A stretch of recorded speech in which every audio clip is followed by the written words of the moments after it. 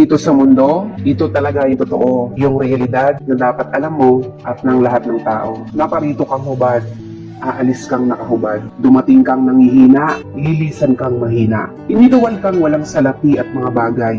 Maglalango kang walang salapi at mga bagay. Ang una mong paligo ay naghugas sa iyo.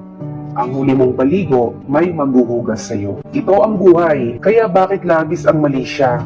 Ang inggit, ang pagkamuhi, ang galit at pagkamakasarili. Maging mabait sa lahat at gumawa ng kabutihan. May hangganan ng oras natin sa mundo. Huwag sayangin sa walang kabuluhang bagay. Manalangin at higit sa lahat, huwag nating sasambahin ng pera. Dahil kahit anong dami ng pera mo o ng ari-arian mo, kapag binawi ng Diyos ang buhay mo, iiwan mo rin yan at hindi mo madadala sa iyong pupuntahan. At sa halip, tumulong ka sa kapwa mo tulad ng pagtulong ng Diyos sa atin nung siya'y nagkatawang tao, matubos lang ang mga kasalanan natin.